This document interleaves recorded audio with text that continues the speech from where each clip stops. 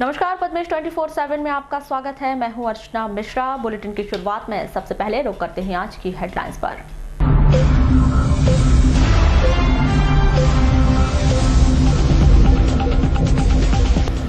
नायब तहसीलदार पर छत्तीसगढ़ की महिला ने लगाया बलात्कार का आरोप। बैहर में पदस्थ है नायब तहसीलदार हरवंश ठाकुर। बैहर पुलिस ने अपराध दर्ज कर शुरू की जांच। धापेवाड़ा सचिव को ग्रामीण महिलाओं ने पीटा। पासबुक नहीं देने को लेकर हुआ था विवाद। घबराहट में आधे घंटे तक पंचायत के कमरे में बंद रही सचिव।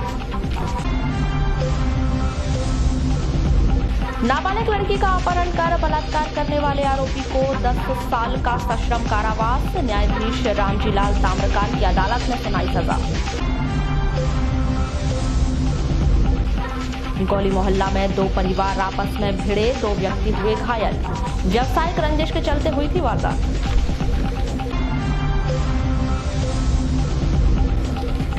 और यातायात सड़क सुरक्षा सप्ताह का समारोह पूर्वक हुआ शुभारंभ। यातायात जागरूकता को लेकर निकाली गई बाइक रैली। और अब समाचार विस्तार से। छत्तीसगढ़ राज्य की एक महिला ने बैहर में पदस्थ नायब तहसीलदार हरवंश ठाकुर के खिलाफ बलात्कार करने का आरोप लगाया है। महिला की रिपोर्ट पर बैहर पुलिस ने नायब तहसीलदार हरवंश ठाकुर के खिलाफ मामला दर्ज कर विवेचना शुरू की है। जानकारी के मुताबिक वर्ष 2017 में यह महिला अपने परिवार के साथ पीडब्ल्यूडी क्वार्टर बैहर में रहती थी, जिसके पड़ोस में ही नायब तहसीलदार हरवंश ठाकुर भी रहते थे। दिसंबर 2017 में इस महिला के साथ हरवंश ठाकुर ने क्वार्टर में बुलाकर दुराचार किया था, लेकिन डर की वजह से महिला ने इस घटना की जानकारी किसी को नहीं दी, जिससे हरवंश ठाकुर का हौसला और भी बढ़ गया, जिसने महिला की आपत्तिजनक क्लिपिंग बनाकर उसे ब्लैकमेल करने लगा। इसके बाद हरवंश ठाकुर ने महिला को अलग अलग जगह ले जाकर उससे अपनी हवस का शिकार बनाया, जिससे परेशान होकर महिला ने आप बीती अपने परिजनों को बताई। चूंकि महिला रायपुर में रहती थी और उस वजह से उसने रायपुर के थाने में नायब तहसीलदार की रिपोर्ट करवाई थी। वहीं बैहर पुलिस ने इस मामले को संज्ञान में लेते हुए आवश्यक कार्यवाही शुरू की है। सर, बैहर थाने में एक महिला ने शिकायत दर्ज कराई है कि नायब तहसीलदार ने उसका देह शोषण किया है। क्या है सर पूरा मामला? इसके बारे में एक शिकायत प्राप्त हुई थी, उसमें एफआईआर दर्ज की गई है। मामला विवेचना में जो भी साक्ष्य उसमें सामने आएंगे तो विधि अनुसार उसमें कार्रवाई की जाएगी। सर, बताया जा रहा है कि वो आरोपी फरार है इस समय।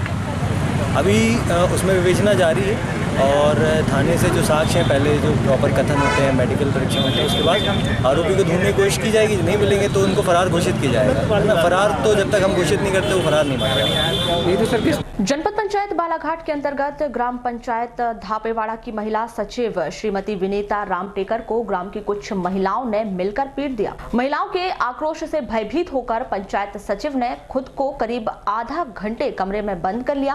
पुलिस के पहुंचने पर मामला शांत हुआ। डायल 100 पुलिस के द्वारा महिला सचिव और मारपीट करने वाली महिलाओं को थाने ले जाया गया।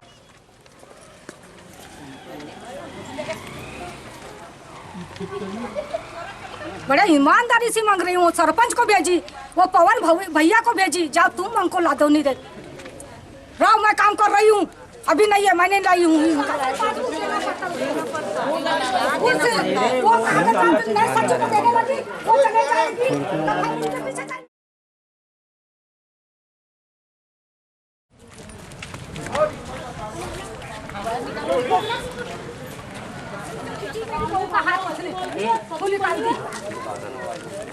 हमारी पासबुक दे दो, हम चले।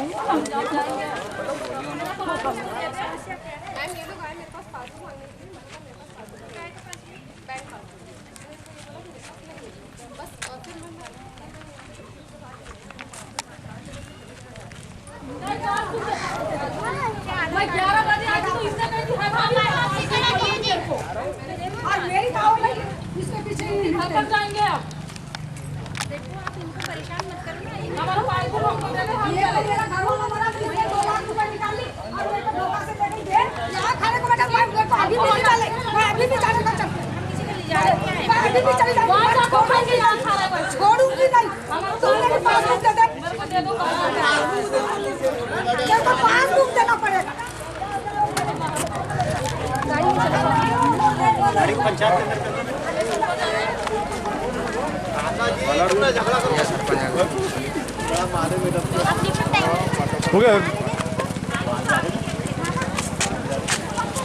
आपको बता दें कि ग्राम धापेवाड़ा की सचिव श्रीमती राम टेकर पर वहां की वार्ड पंच श्रीमती क्षमाबाई लिल्हारे को मिलने वाली 2 लाख रुपए की राशि को अपने पति के खाते में डाल दिए जाने का आरोप था, जिसके चलते उन्हें गत दिवस जिला प्रशासन के द्वारा निलंबित किया जा चुका है और आज वह ग्राम पंचायत के नए सचिव गजेंद्र बनोटे को चार्ज सौंपने आई थी। आपको ये भी बता दें कि पुलिस की मौजूदगी में महिलाओं ने आक्रोश जताया था। विश्रामपुर क्षमाबाई लिल्हारे। तो किस लिए दिए थे आपने पासबुक? मैंने दी थी उसको। माजी बोला तेरा पेंशन बना देंगे हम, तो बोले आधार कार्ड और पासबुक दे दो बोले, तो मैंने दे दी उसको पासबुक और आधार कार्ड।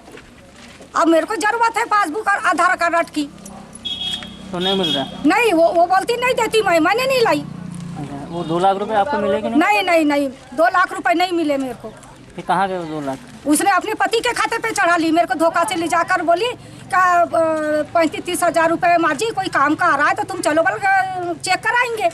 तो मेरे को लेगी खैरी बैंक, मैं गई तो उन्होंने उसका पति ने तो कागजात बनाया होगा और मेरा खाता से अपने खाते पे कर ली, तो मेरे को ये जानकारी नहीं थी, ऐसा मेरे को नहीं उमझा। मेरा पति का 2 लाख रुपए है कहीं को। उसके बाद में हमने जानकारी उठाए 15-20 दिन के बाद में।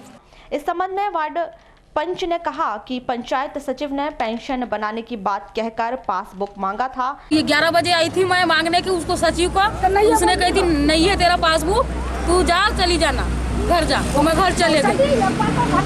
कब रखे पासबुक? कब रखे जाए? पासबुक 15 दिन हो गया हमारा पर। किस काम के लिए दिए थे? उसने ये लड़का का पैसा डालूंगी कहीं को, पेंशन बनाऊंगी कहीं को। क्या विकलांग? क्या? हाँ विकलांग है लड़का हमारा। तो आप मांग रहे हो तो नहीं नहीं है कहती है वो। फिर आज क्या हुआ यहाँ पे? यहाँ पे उसको हमने कहे पासबुक दे हमको, तो नहीं है बोल रही, तो हमने मारे 2-3 हाथ। कितने लोगों ने मारे? 3 लोग। 3 लोगों ने मारे पीट पे? कौन कौन? ये मेरी सास है, एक ये है, एक मैं। तो ये कब से अंदर बंद है? अभी थोड़ी देर पहले से। कितना देर? आधा घंटा? अब आधा घंटा होने लगा। तो अंदर कोई नहीं है, मैडम ही है बस? हाँ मैडम अकेले। इस संबंध में ग्राम पंचायत के सरपंच प्रतिनिधि शांतिलाल नकपुरे ने कहा कि 2 लाख रुपए की राशि को लेकर यह विवाद उपजा था। नहीं, मेरे सामने तो यहाँ कुछ नहीं हुआ था। जब मैं यहाँ था तो इनका विवाद चल रहा था पासबुक के ऊपर से, क्योंकि इनके खाते में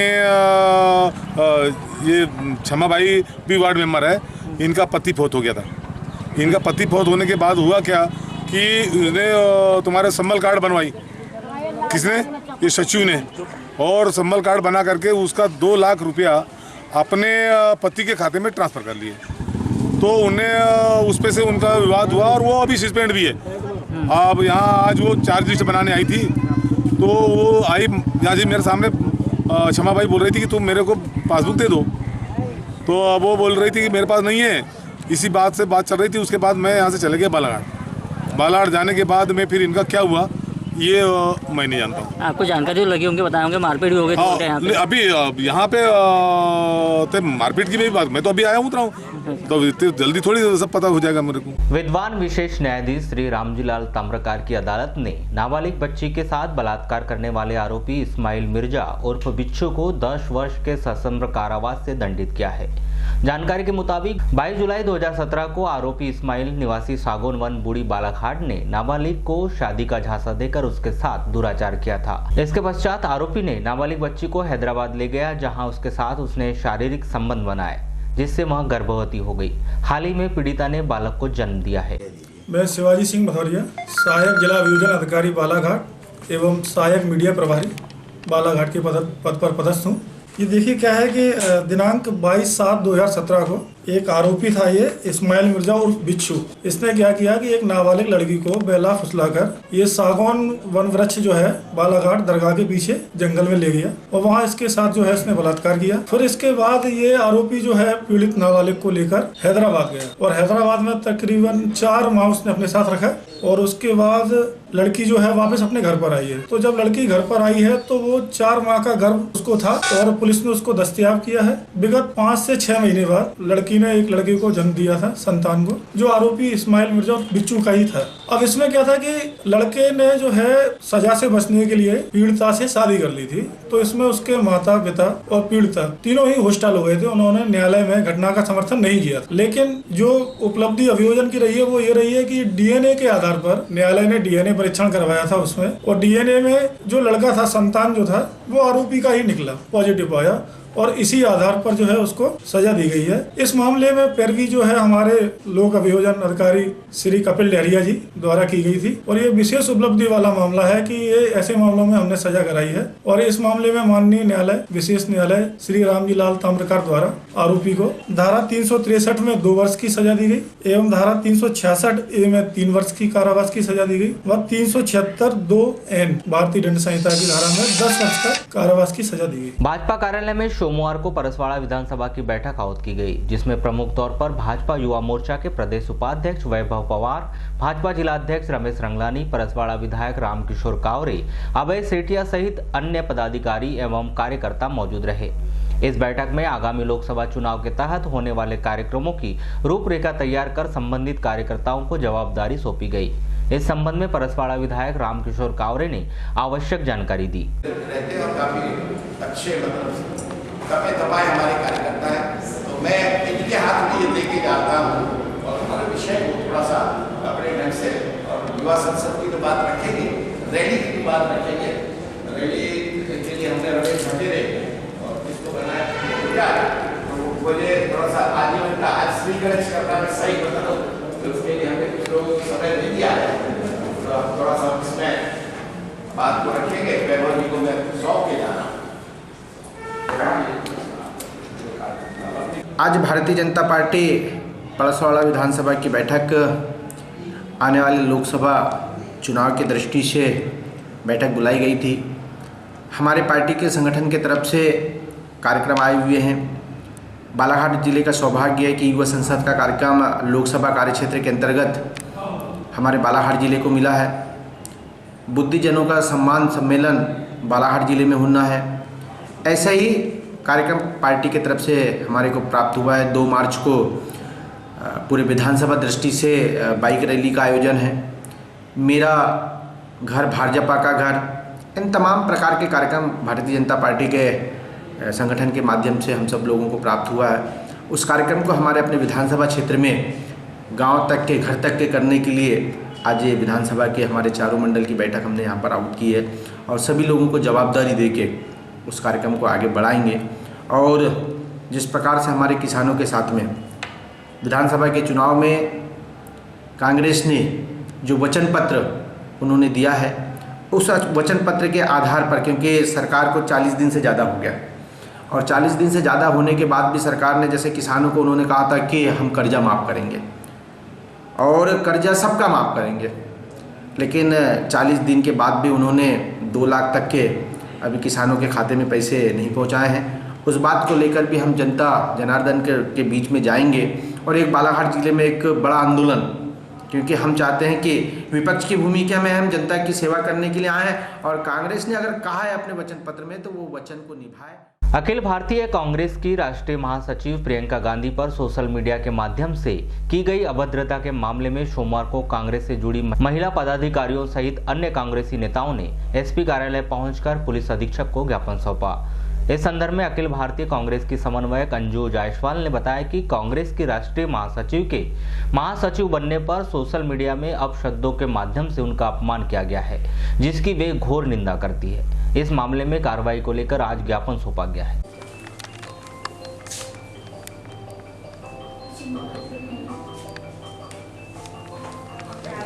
दिल्ली पुलिस को भी बोला है हमने कि ऐसे नाम जो हैं रीट्वीट करते हैं, फेसबुक पे चला रहे, ट्विटर पे चला रहे, तो इस पे रोक लगना चाहिए, और जो भी है उनके अकाउंट वो होना चाहिए, क्योंकि ऐसे में तो महिलाएं आएंगी ही राजनीति में, एक तो बहुत कम छोटी। ये हम लोग ने सबने आज हमारी राष्ट्रीय अध्यक्ष के नेतृत्व में पूरे ऑल इंडिया में आज पुलिस अधीक्षक जी को एक ज्ञापन सौंपा है कि जो पिछले दिनों प्रियंका गांधी जी जैसे ही महासचिव बनी, और महासचिव बनने के बाद से ही फेसबुक हो, चाहे ट्विटर हो, चाहे यूट्यूब हो, उनके लिए जो अपशब्द किसी और नाम से, कभी कोई शिखा नाम से, कोई दीपचंद के नाम से, इसके नाम से जो गंदे अपशब्द लगाकर फ़ोटो उनकी डाली गई, मैं उसकी घोर निंदा करती हूँ। उसी के खिलाफ हम लोगों ने साइबर सेल से ये मांग की है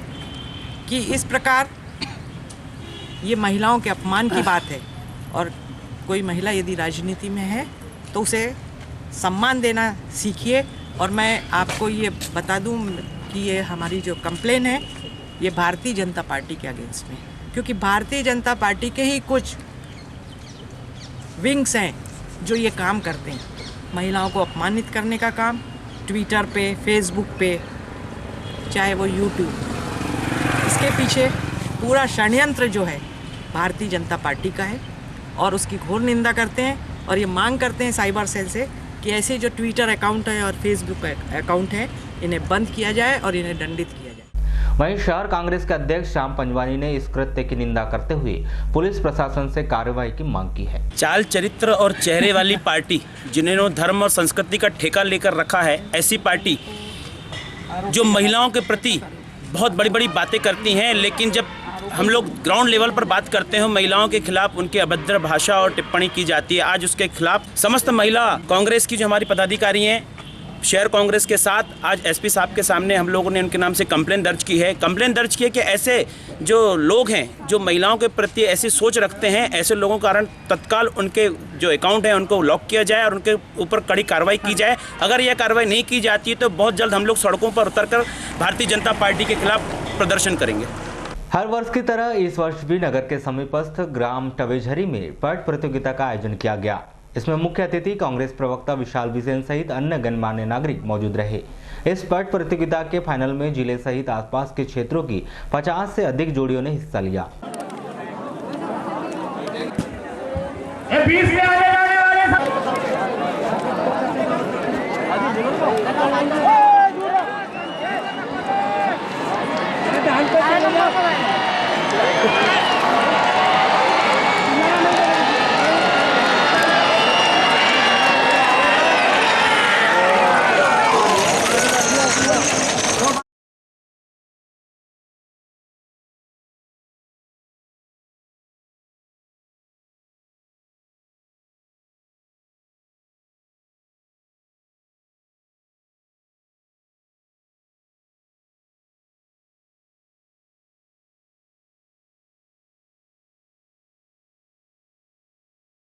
इस संदर्भ में समिति के आयोजक प्रशांत मोहारे ने बताया कि पट प्रतियोगिता का यहां तीसरा वर्ष है, जिसमें विजेता होने वाले 30 बैल जोड़ियों के मालिकों को विशेष उपहार सहित सांत्वना पुरस्कार दिया जाएगा। ये गोमजी सोमजी साईधाम पट प्रतियोगिता का आयोजन हम ये करवा रहे हैं, जिसमें ये तीसरा वर्ष है। लगातार 3 वर्षों से ये सफल आयोजन यहाँ पर हो रहा है। सभी हमारे 10 गांव के यहाँ ग्रामीणों के द्वारा और यहाँ के सभी सरपंच और अतिथियों के द्वारा हम यहाँ आयोजन करते हैं। इसका मुख्य उद्देश्य पशुओं के संरक्षण के लिए और एक पशुओं की चाह सब में बनी रहे, इसी उद्देश्य से हम ये कार्यक्रम आज आयोजित कर रहे हैं। इसमें आज 50 जोड़ों ने यहाँ पर हिस्सा लिया है, जिसमें अभी सभी फाइनल का स्टार्ट हो गया है। आपके सभी बैल वहाँ स्टार्टिंग पॉइंट पे दौड़ने के लिए तैयार हैं। कहाँ की जोड़ियों ने आई है? यहाँ पे महाराष्ट्र, आपके सिवनी, बरघाट, छिंदवाड़ा, प्रॉपर बालाघाट से ये सब बैल आए हुए हैं। कब से स्टार्ट हुआ था ये? कल 3 तारीख से स्टार्ट है और आज इसका समापन होने जा रहा है। अध्यापक संवर्ग को 7वें वेतनमान का लाभ प्रदान किए जाने सहित अन्य मांगों को लेकर आजाद अध्यापक संघ के पदाधिकारियों ने सोमवार को जिला पंचायत कार्यालय पहुंचकर जिला पंचायत सीईओ जगदीश गोमे को ज्ञापन सौंपा। इस दौरान संगठन के तमाम पदाधिकारी मौजूद रहे। इस संदर्भ में संगठन के जिला अध्यक्ष आशीष बिसेन ने क्या कहा, आइए जानते हैं। हमने सीईओ महोदय को अपनी समस्याओं से अवगत कराया है। हमारे शिक्षा विभाग में संविलियन के आदेश जारी हो चुके हैं, प्राथमिक शिक्षकों के, माध्यमिक शिक्षकों के और उच्च माध्यमिक शिक्षकों के। लेकिन 7वें वेतनमान की जो प्रक्रिया उन आदेशों के तहत होनी चाहिए थी, वो अभी तक बालाघाट जिले में शुरू नहीं हो पाई। अन्य जिलों में इसकी शुरुआत हो चुकी है, बल्कि वहाँ पर 7वें वेतनमान के अनुरूप वेतन भी लोगों ने प्राप्त कर लिया है। हमारे बाजू के ज़िले हैं, सिवनी है, शहडोल है, छिंदवाड़ा है, रायसेन है, इनमें वो प्रक्रिया शुरू हो गई है और जिला शिक्षा अधिकारी महोदय और मुख्य कार्यपालन अधिकारी महोदय ने वहाँ आदेशित कर दिया है कि इस प्रक्रिया को शीघ्र संपादित किया जाए। वही प्रक्रिया हम बालाघाट जिले में संपादित कराना चाहते हैं कि हमारा 7वें वेतनमान का निर्धारण की जो प्रक्रिया है वो शुरू की जाए। इस वजह से हमने माननीय सीओ महोदय को लेटर सौंपा है। कुछ स्थानीय स्तर की हमारी समस्याएं थी, जैसे हमारे क्रमोन्नति के मामले थे, जो 12 वर्ष उपरांत क्रमोन्नति मिलती है। 2018 में हमारे जो लोग क्रमोन्नत हो गए थे उनके आदेश जारी नहीं हुए, उनकी समस्या उठाई है, बताइए। साथ ही साथ जो छठा वेतनमान है जो 1/1/2016 से मिल गया था, उसके एरियाज की राशि कुछ संकुलों में अब तक अप्राप्त है, जैसे किरनापुर में है, जैसे लांजी में है, तो रजेगांव है। तो उन सारी समस्याओं को हमने सीओ महोदय को अवगत कराया है और उसका त्वरित निराकरण का आश्वासन माननीय सीओ महोदय ने हमको दिया है। नगर के गौली मोहल्ला में व्यावसायिक रंजिश के चलते 2 परिवार के बीच हुई मारपीट में 2 लोग घायल हो गए। दोनों घायल अभिषेक सोनी और उसके पिता दुर्गेश सोनी, दोनों गौली मोहल्ला निवासी, को जिला अस्पताल में भर्ती किया गया है। कोतवाली पुलिस ने इस मामले में दोनों पक्षों के 9 लोगों के खिलाफ मामला कायम कर जांच शुरू की है। जानकारी के मुताबिक मनीष सोनी और अभिषेक सोनी की कपड़े की दुकान है। दोनों के बीच व्यवसायी रंजिश के चलते यह मारपीट हुई है। क्या नाम आपका? दुर्गेश सोनी। झगड़ा कैसे हुआ और किसके साथ में हुआ? ये सामने वाले दुकान वाले हैं मनीष और मनोज। हमारे यहाँ का बच्चा 10 बजे करीब दुकान खोल रहा था और मैं कचहरी जाने की तैयारी में था। तो ये बच्चा दुकान के सामने गोबर वगैरह डाला था, तो बोले पापा इसको धो लेता हूँ, 2 मिनट रुको बोले। तो मैं रुका हुआ था, तो सामने नाली खुल रही, मैं वहाँ देख रहा था। इतने में अचानक इनने पानी डाला तो एकदम बोलता है कि अरे देख छींटे आ रहे हैं। तो बोले भैया धोखा हो गया होगा, क्या कि इतना बार बोला। तो ये माँ बहन की गाली बकते हुए मनोज लठ लेके एकदम इसको मारने आया। तो वो मनीष क्या बोलते घर से लाला तलवार लेके इसको मारने आया। तो मैं बीच में बचाव करने गया तो मेरी उंगली को चाप डाला इसने। मैंने तलवार छीना तो एकदम इसको उंगली को चाप। मनोज क्या करते हैं? ये सामने दुकान है उनके कपड़े की, तो यानी व्यवसायिक रंजिश रखते हैं हमारे बच्चों से। आपकी क्या दुकान? कौन सी दुकान? हमारे भी कपड़े की दुकान है। तो हमारे बच्चे, हाँ, व्यवसायिक रंजिश के रखते हुए इन लोगों ने हमारे ऊपर हमला किया। इसकी रिपोर्ट हो गई? हाँ, रिपोर्ट कर दी है। मध्य प्रदेश असंगठित कामगार संगठन के तत्वाधान में सोमवार को फुटपाथ व्यवसायियों की एक अहम बैठक का आयोजन किया गया, जिसमें सभी फुटपाथ व्यवसायियों ने अपनी सहमति से मित्र बंधु फुटपाथ व्यापारी संगठन का गठन किया। स्थानीय बस स्टैंड स्थित सार्वजनिक धर्मशाला में आयोजित इस बैठक में मध्य प्रदेश असंगठित कामगार संगठन के पदाधिकारियों ने सभी फुटपाथ व्यापारियों को पथ विक्रेता आजीविका संरक्षण 2014 की जानकारियों से अवगत कराते हुए उनके हक और अधिकार की लड़ाई लड़ने की बात कही। मध्य प्रदेश असंगठित कामगार संगठन के प्रदेश अध्यक्ष आशुतोष बिसेन ने बताया कि नगर में जो अतिक्रमण हटाने की कार्यवाही की जा रही है, यह कार्यवाही भारतीय सदन और चुनी हुई सरकार का अपमान है, जिसके विरोध में नगरपालिका प्रशासन को कानूनी नोटिस भेज दिया जाएगा। आज बालाघाट शहर के पथ विक्रेताओं के द्वारा स्वयं के विवेक से मित्र बंधु फुटपाथ व्यापारी संघ बालाघाट के गठन हेतु आज की बैठक आयोजित की गई और शहर में जो कार्रवाई हमारे कलेक्टर या सीएमओ नगर पालिका कर रहे हैं, निश्चित रूप से ये अतिक्रमण के नाम पे अगर ठेला रेहड़ी पटरी वालों को, फुटपाथ से व्यवसाय करने वालों को अगर ये हटाते हैं तो ये हमारे भारत की संसद के दोनों सदनों में पारित हुए कानून, जिसका नाम आजीविका संरक्षण पथ विक्रेता आजीविका संरक्षण अधिनियम 2014 है, ये उसका उल्लंघन है। और उस कानून के लिए जागरूक करने के लिए आज की ये बैठक रखी गई थी और ये संगठन के माध्यम से हम प्रशासन से इस बात की मांग करते हैं कि नगर में नगर विक्रय समिति का गठन किया जाए और विधिवत तौर पे हमारे जो फुटपाथ के व्यापारी हैं उनकी पहचान स्थापित की जाए, उनको पहचान पत्र जारी हो, उनको लाइसेंसिंग प्रक्रिया हो और जैसा कानून में उनके आजीविका के संरक्षण के का उल्लेख किया गया है उस कानून का यहाँ पर को लागू किया जाए। उसके लिए मध्य प्रदेश की सरकार ने 2017 में वल्लभ भवन के माध्यम से वल्लभ भवन से नगरीय प्रशासन मंत्रालय से एक अधिसूचना भी जारी करी है। वहीं आयोजित इस बैठक के संदर्भ में की गई चर्चा के दौरान मध्य प्रदेश असंगठित कामगार संगठन के जिला अध्यक्ष भुरू पटेल ने संगठन के गठन की जानकारी देते हुए फुटपाथ व्यापारियों की स्थायी व्यवस्था किए जाने की मांग की। हम लोगों ने इससे पहले पथ विक्रेताओं का एक सम्मेलन कराया था। तो सम्मेलन में सभी जितने दुकानदार हैं, छोटे बड़े, सभी लोगों को बुलाए थे। तो सभी लोग वहाँ पर उपस्थित हुए थे।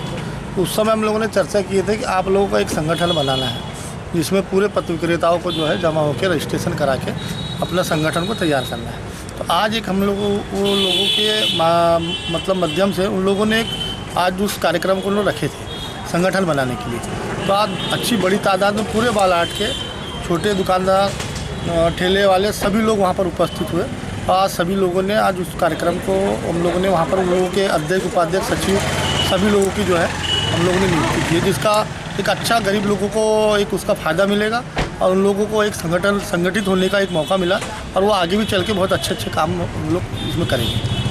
हमारी यहाँ पर कलेक्टर महोदय से मांग है कि उन लोगों को जब तक उनकी व्यवस्था ना की जाए उनको यहाँ से ना हटाया जाए, क्योंकि उन लोग की रोजी रोटी का सवाल है और उसी से उनका परिवार चलता है। तो ऐसी स्थिति में ये जो कदम उठाया गया है वो सराहनीय है। काफी जद्दोजहद कर समर्थन मूल्य पर धान बेचने के बाद अब किसानों को उसका भुगतान प्राप्त करने के लिए काफी परेशानियों का सामना करना पड़ रहा है। धान का भुगतान प्राप्त करने के लिए किसान सुबह से देर शाम तक बैंकों के चक्कर लगाते नजर आ रहे हैं। बावजूद इसके भी उन्हें केवल मायूसी का ही सामना करना पड़ रहा है। इनमें से कई किसान ऐसे हैं जो भूखे प्यासे रहकर सुबह से शाम तक बैंकों में धक्के खाने के लिए मजबूर हो रहे हैं। कई किसान तो ऐसे हैं जिनके पास पैन कार्ड न होने पर उन्हें पूर्व भुगतान नहीं मिल पा रहा है, जिसके चलते किस्तों में भुगतान प्राप्त करने के लिए उन्हें रोजाना बैंकों में लाइन लगाना पड़ रहा है।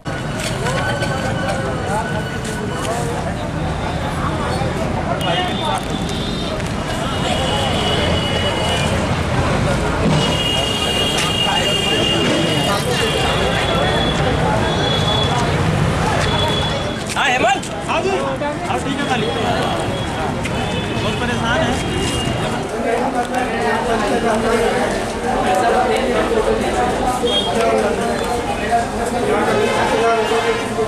मामले के संदर्भ में की गई चर्चा के दौरान पाथरवाड़ा के किसान टेकचंद आवलेकर ने बताया कि पैन कार्ड न होने के चलते किसान किश्तों में भुगतान प्राप्त करने के लिए मजबूर हैं। यहाँ धान के पेमेंट लेने तो मिली पेमेंट आपको? पेमेंट अभी मिलना शुरू है।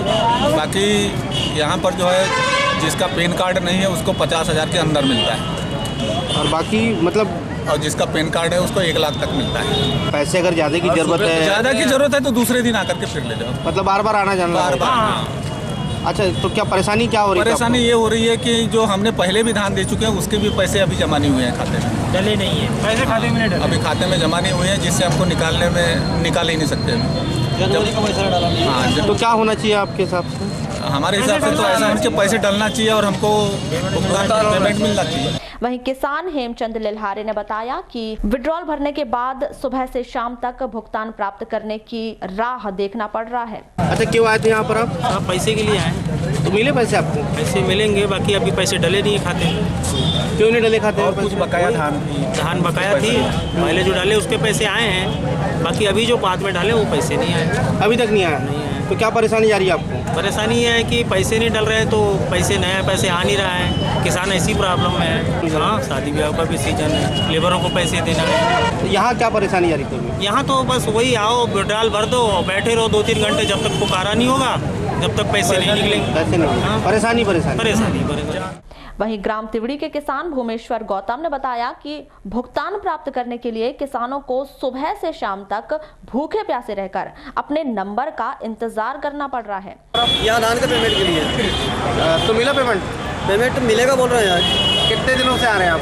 ये तो मतलब अपना नवंबर का पेमेंट है ये, जो आज मिलने जा रहा है। कितने दिन हो गए आ रहे हैं? कितने दिनों से आ रहे हैं तो आप पेमेंट के लिए? आ रहे हैं आज तो आज ही, मतलब आज तो आज ही आए हैं, पर कल आना बोल रहे थे वो। तो क्या परेशानी क्या जा रही है? परेशानी आने में, जाने में, यहाँ खड़ा रहने में, बैठने में, भूखे प्यासे यहाँ जल्दी पेमेंट नहीं कर रहे हैं? हाँ, नहीं कर रहे हैं ना जल्दी। तो आपने पूछे नहीं कि मैनेजर से क्यों पेमेंट नहीं कर रहे हैं करके? आप बैंक में पैसा नहीं है बोलते हैं। अच्छा, पैसा आएगा बोलते हैं बाहर से, बाहर बैंक से, तब यहाँ वितरण करेंगे बोलते हैं। इसके अलावा ग्राम कुम्हारी के किसान जनक लिल्हारे ने बताया कि भुगतान लेने के लिए किसान सुबह 11 बजे से देर शाम तक इंतजार करते रहते हैं और देर तक अपने घर जा पाते हैं। हमारी मांग है कि विड्रॉल फॉर्म भरने के बाद 1-2 घंटे के भीतर किसानों के भुगतान कर दिया जाना चाहिए। यहाँ धान का पेमेंट लेने मिला कि नहीं मिला पेमेंट? नहीं, कहाँ मिल रहा है, परेशान है सभी लोग, परेशान है। 11 बजे 10:30 बजे से लोग आए हैं और हम भी 10:30 बजे से इंतजार कर रहे हैं। अभी बोले पैसे के लिए बैंक गए हैं, पैसे नहीं आ रहा है उनका।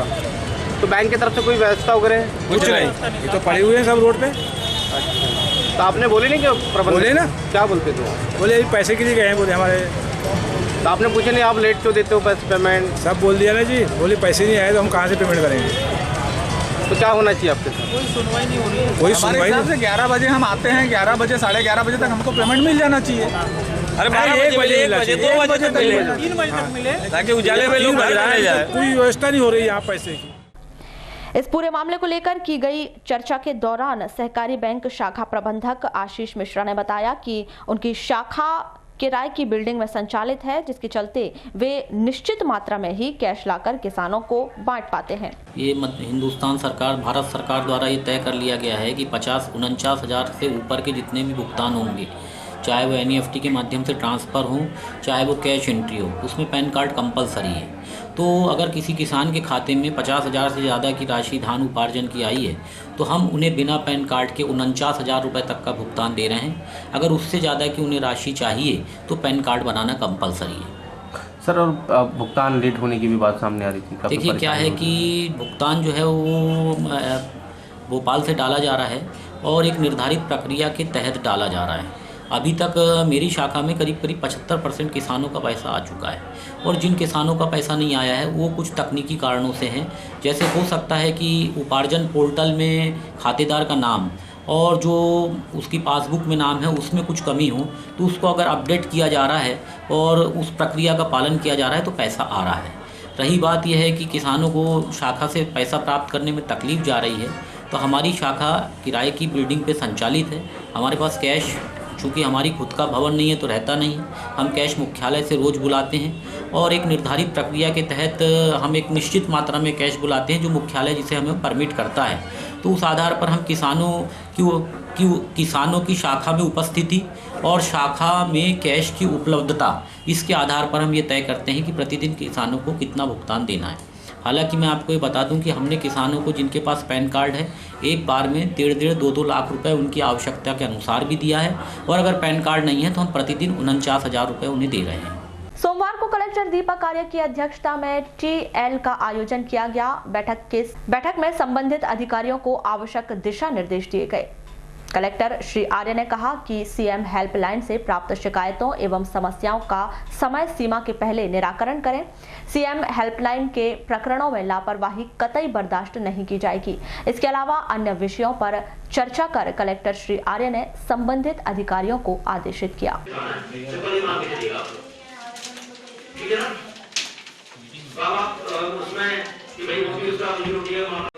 विशेष तौर पर और कुछ हद तक CM हो, बाकी सबको मिलना चाहिए, लेकिन ये 3-4 लोग चूंकि बड़े महत्वपूर्ण रहते हैं और ये जनरल प्रशासन से संबंधित चीजें होती हैं, तो कोई व्यक्ति अपना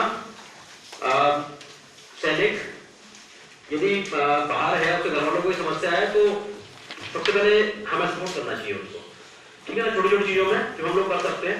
वाराणसी के अंबेडकर भवन में बचपन प्ले स्कूल का वार्षिक उत्सव कार्यक्रम समारोह पूर्वक आयोजित किया गया, जिसमें प्रमुख अतिथि के तौर पर कृषि महाविद्यालय मुरझड़ के प्रोफेसर डॉक्टर नरेश कुमार बिसेन सहित वरिष्ठ गणमान्य नागरिक मौजूद रहे, जहां शालेय प्रबंधन के द्वारा अतिथियों का स्वागत किया गया। इसके पश्चात अतिथियों के द्वारा अपने विचार व्यक्त किए गए। इसके बाद नन्हे मुन्ने बच्चों ने सांस्कृतिक प्रस्तुतियां दी, जिसे काफी सराहा गया।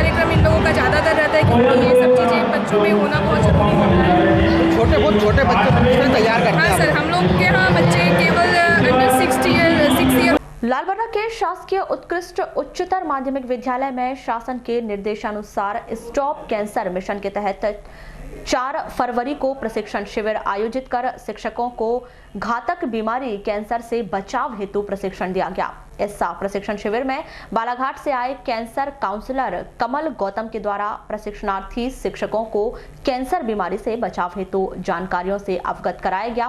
चर्चा में वरिष्ठ अध्यापक संजीव कुमार मरावी ने बताया कि शासन के निर्देशानुसार जिला शिक्षा अधिकारी के निर्देशन में स्टॉप कैंसर मिशन के अंतर्गत संकुल के प्राथमिक व माध्यमिक शाला के 50% शिक्षकों को 4 फरवरी को प्रशिक्षण दिया गया एवं बचे हुए 50% शिक्षकों को 5 फरवरी को प्रशिक्षण दिया जाएगा।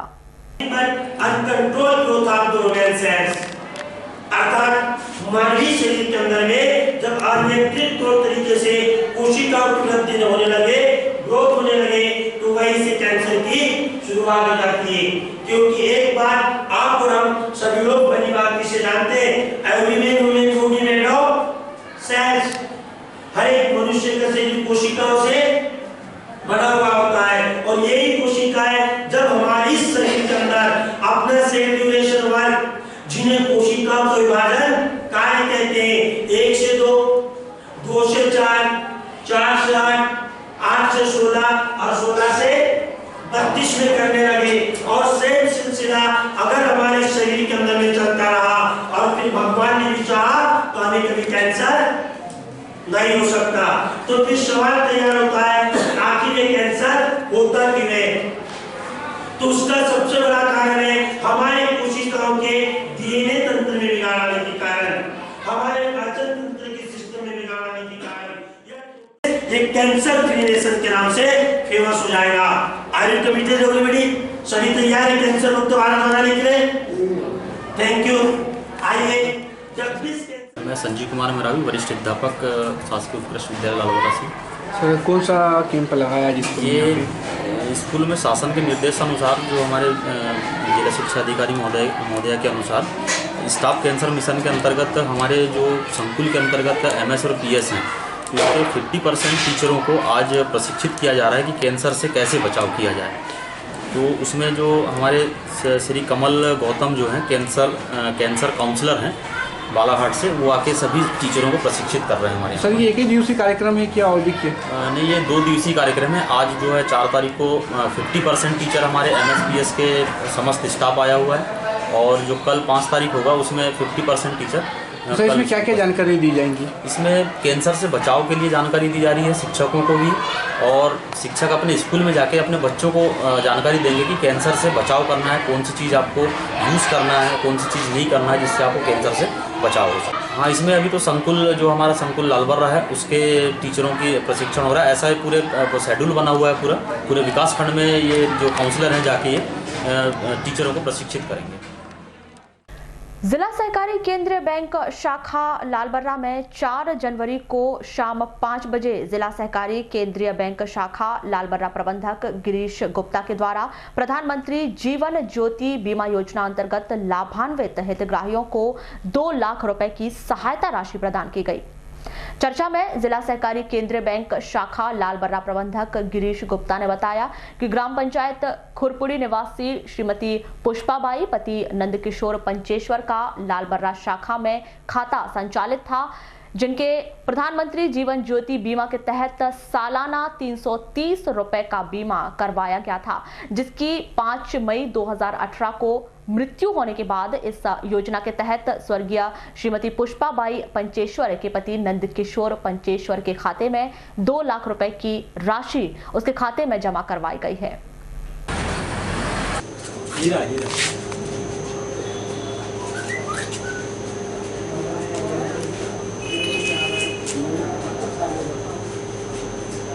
बीमा योजना अंतर्गत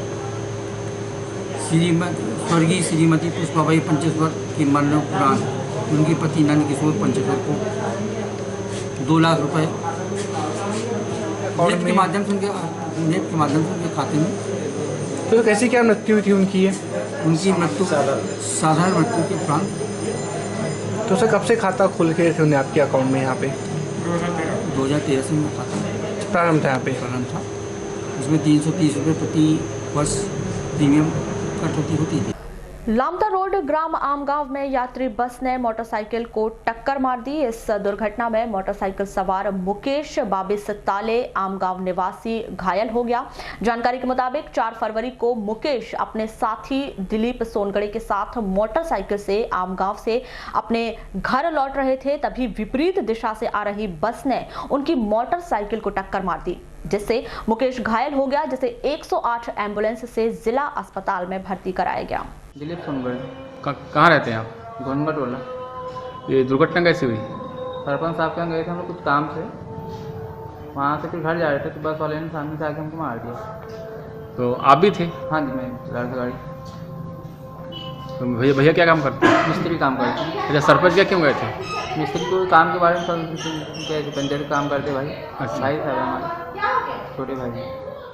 लालबरा निवासी कृषक रूपसेन देशमुख के पुत्र संगीत देशमुख ने अपनी दृढ़ इच्छा शक्ति के साथ लगन और मेहनत से प्रथम प्रयास में ही MPPSC की परीक्षा में सफलता अर्जित कर अपने माता पिता व क्षेत्र का नाम रोशन किया है। आपको बता दें कि छात्र संगीत देशमुख ने MPPS की परीक्षा में 31वीं रैंक हासिल की है, जिन्हें मध्य प्रदेश पिछड़ा वर्ग अल्पसंख्यक कल्याण विभाग सहायक संचालक के पद पर नियुक्त किया गया है। छात्र संगीत देशमुख ने अपनी इस सफलता का श्रेय अपने पिता रूपसेन देशमुख, माता गीता देशमुख, दोस्तों व अपने मार्गदर्शकों को दिया है। तो जैसा आपका जो चयन हुआ MPPSC में, क्या लक्ष्य था आप और कहाँ तक पहुँच पाए आप? जहाँ तक मैंने जब इसकी स्टार्ट किया था तो मैंने सोचा था कि मुझे मध्य प्रदेश लोक सेवा आयोग में एक पोस्ट लेनी है, अच्छी पोस्ट लेनी है, और मैंने प्रथम प्रयास में ही 31वां स्थान पूरे राज्य में प्राप्त किया है। और प्रथम प्रयास में मुझे असिस्टेंट डायरेक्टर ऐसे minority and OBC welfare department में प्राप्त हुआ है। और इसका श्रेय मैं अपने माता पिता को, अपने परिवार को, अपने दोस्तों को और जो भी डायरेक्ट है इनडायरेक्ट में मुझसे इस बीच जुड़े रहे हैं, उन सभी को देना चाहूँगा। कहीं कोचिंग वगैरह भी किया आपने? नहीं, मैंने इसमें पूरा सेल्फ स्टडी की है और मैंने इंटरनेट का यूज़ किया है, दोस्तों का और जो इस फील्ड में जुड़े हुए थे उनका मार्गदर्शन लेने का प्रयास किया। और इसमें मैं कहना चाहूँगा कि यदि आप में लगन है, डेडिकेशन है और यदि आप सही डायरेक्शन से इस क्षेत्र में तैयारी कर रहे हैं मध्य प्रदेश लोक सेवा आयोग की, तो निश्चित ही प्रथम प्रयास में आप बहुत अच्छी पोस्ट ले सकते हैं। आपके ऑर्डर आ गए हैं? बिल्कुल, मुझे पिछले फ्राइडे को ही पोस्ट आई है। 26 जनवरी को इसका रिजल्ट आया था, जिसमें 31 रैंक आई थी और कैटेगरी में 9th रैंक आई थी। और जो तो OBC से हुआ है या जनरल से? नहीं, मैंने सीट जनरल की उठाई है क्योंकि मेरी ओवरऑल रैंक 31 थी, मेरिट में था मैं जी, तो मुझे जनरल से सीट मिली है। तो आपका टारगेट यही था कि और इससे ऊपर? मैंने जब सोचा था तो मुझे मध्य प्रदेश में रहकर ही अपने लोगों के बीच में रह कर के मैं चाहता था कि मैं सेवा करूं, तो कहीं ना कहीं मेरा जैसे आप एक बहुत छोटे गांव से हैं और यहीं ग्रामीण परिवेश में आपका पालन पोषण हुआ, यहीं आपकी पढ़ाई भी यहीं हुई जी 12वीं तक, है ना? तो आमतौर पर लोग क्या है, बच्चों को बाहर भेज देते हैं बड़ी बड़ी कोचिंग इंस्टीट्यूट में, यहाँ वहाँ। क्या अंतर लगता है आपको कि मतलब ग्रामीण परिवेश में रह कर के भी तैयारी हो सकती है सेल्फ में? अगर आपके पास सही मार्गदर्शन है, सही डायरेक्शन है, तो मैं समझता हूँ कि आपको कहीं जाने की जरूरत नहीं है। बस आप किसी से जो इस फील्ड में जुड़ा हुआ है उससे आप मार्गदर्शन लेते रहिए। छोटे शहर में रहकर भी आप बहुत अच्छी सफलता। मेरा नाम रूपसेन देशमुख, घोटी से। तो कैसा लगता है आपको? मुझे बहुत खुशी महसूस हो रही है, काफ़ी गौरवान्वित हूँ मैं। और इस बात की खुशी कि बच्चे ने बहुत मेहनत किया था, आज उसकी मेहनत सफल हुई और हम लोगों ने जो त्याग किया था इसके पीछे वो भी हमारा सफल रहा। आप भी सर्विस में हैं या कृषि? आपका कृषि है आपका मुख्य व्यवसाय। कितने हैं आपके बच्चे? हमारे 2 बच्चे हैं, बड़ा बेटा है और छोटा बेटा सागर में डॉक्टर हरि सिंह विश्वविद्यालय में BSc जियोलॉजी से BSc कर रहा है जी। तो जैसा जब ये तैयारी शुरू की, इन्होंने बताया कि मेरे को MPPSC की तैयारी करना है या जो भी, क्या क्या सपोर्ट आपकी ओर से रहा बच्चों को? हम लोग ने इकोनॉमिकली जितनी मतलब सपोर्ट था वो सब हमने किया और हमने एक लक्ष्य बना लिया था अपना कि चाहे जो भी हो जाए लेकिन हम बच्चों की पढ़ाई में कोई कसर नहीं छोड़ेंगे और वैसा हमने किया। और बहुत से हमको बीच में परेशानी हुई इकोनॉमिकली, लेकिन हम बच्चों को महसूस नहीं होने दिया जी। और बच्चों की उत्कृष्ट विद्यालय गढ़ी में वार्षिक उत्सव समारोह पूर्वक मनाया गया। इस समारोह में प्रमुख अतिथि के तौर पर शासकीय पॉलिटेक्निक कॉलेज के विभाग अध्यक्ष RM सोनवे सहित वरिष्ठ गणमान्य नागरिक मौजूद रहे। इस अवसर पर छात्र छात्राओं ने सांस्कृतिक कार्यक्रमों की प्रस्तुतियां दी, जिसे काफी सराहा गया। वहीं अतिथियों के द्वारा अपने विचार व्यक्त किए गए। कार्यक्रम में कनक यादव को स्टूडेंट ऑफ द ईयर चुना गया। क्या बना सका है कभी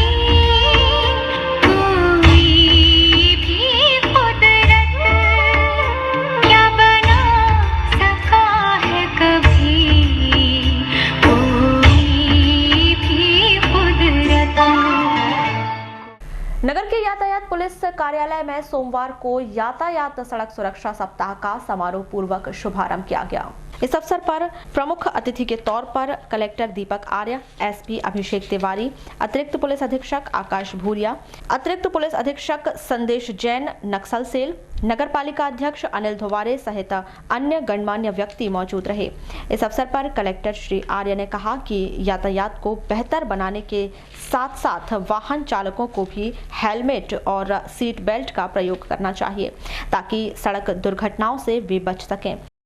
एक आयोजन है या एक ऐसा सप्ताह हम लोग मनाते हैं जिसमें सरकार आपको बार बार आपकी चीज़ों के लिए याद दिलवाती है, आपकी अपनी सुरक्षा के लिए याद दिलवाती है। बाकी सारी चीज़ों की सुरक्षा हम लोग करते हैं, बहुत छोटी छोटी चीज़ों की सुरक्षा हम लोग करते हैं। मेरा वॉलेट कहाँ पड़ा हुआ है, मेरा ब्लॉक एक सामान कहाँ पड़ा हुआ है, ये सामान कहाँ पड़ा हुआ है, लेकिन अपनी जो सबसे कीमती जान है, जिसके बाद फिर कुछ किसी की चीज़ की वैल्यू नहीं होती है, उसका हम लोग ध्यान नहीं देते। या फिर अगर आप मतलब परमानेंट इंजरी भी कोई ऐसी हो जाए या फिर टेम्पररी इंजरी भी अगर कोई हुई, जिससे कि हम 6 महीने या 5 महीने अगर बेड रिडन हो जाते हैं, वो भी एक बड़ी गंभीर सी समस्या है। तो कृपया आप लोगों से बार बार यही अनुरोध है, जागरूकता हम लोग अभी करेंगे, 5-7 दिन करेंगे, ऐसा नहीं है पहली बार हम लोग मना रहे हैं। इससे पहले भी कई बार सप्ताह मनाए जा चुके होंगे, कई बार हम लोग पहले भी आ चुके होंगे। अभी हम लोग वहीं SP श्री तिवारी ने कहा कि सड़क में वाहन चलाते वक्त सावधानी बरतने पर हादसों को टाला जा सकता है। कि हम किसी तरह से ये जागरूकता फैला सकें, सभी को नियमों के प्रति सचेत कर सकें, सजग कर सकें, कि जिससे ये जाने जो कागज़ में सिर्फ एक आंकड़ा है, परंतु किसी परिवार के लिए वो जीने का आधार है, उनका प्रिय बेटा है, भाई है, बहन है, बेटियां हैं, ये उस परिवार को एक अपूर्ण क्षति होने से बचा सकें, यही इसका उद्देश्य है।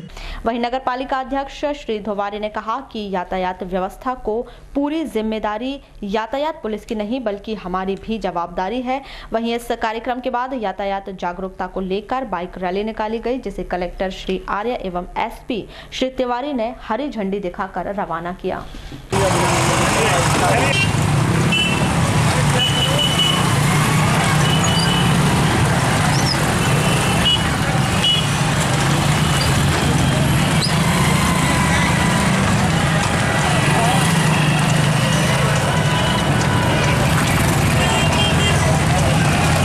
मैं सभी नागरिक बंधुओं से, सभी से जो वाहन चलाते हैं, सबसे निवेदन करता हूं कि सड़क सुरक्षा सप्ताह में यातायात नियमों का पालन करें। गाड़ी को शराब पीकर न चलाए, हेलमेट पहन के गाड़ी चलाए और एयरफोन लगाकर गाड़ी ना चलाए। गाड़ी चलाते समय मोबाइल का उपयोग ना करें।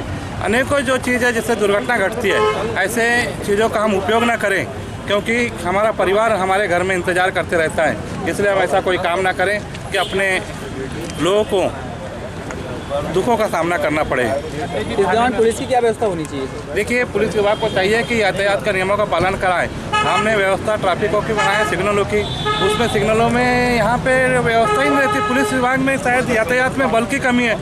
और मैं देखा अनेकों बार कि हर 2-4 महीने में पुलिस यातायात विभाग का प्रभारी चेंज हो जाता है। इससे भी हमारी व्यवस्था को परेशानी का सामना करना पड़ता है। ये छोटी छोटी चीज़ है जो मैंने SP साहब के नॉलेज में लाया, कलेक्टर साहब के नॉलेज में लाया। बुलेटिन के अंत में एक बार फिर नजर डालते हैं आज की हेडलाइंस पर।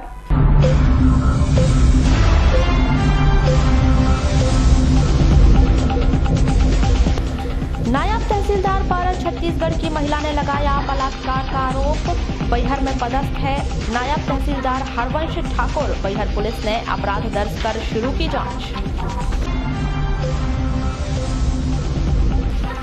धापेवाड़ा सचिव को ग्रामीण महिलाओं ने पीटा, पासबुक नहीं देने को लेकर हुआ था विवाद। घबराहट में आधे घंटे तक पंचायत के कमरे में बंद रही सचिव। नाबालिग लड़की का अपहरण कर बलात्कार करने वाले आरोपी को 10 साल का सश्रम कारावास। न्यायाधीश रामजीलाल ताम्रकार की अदालत ने सुनाई सजा। गौली मोहल्ला में 2 परिवार आपस में भिड़े, 2 व्यक्ति हुए घायल।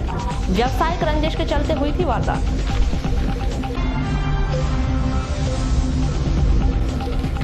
और यातायात सड़क सुरक्षा सप्ताह का समारोह पूर्वक हुआ शुभारंभ। यातायात जागरूकता को लेकर निकाली गई बाइक रैली।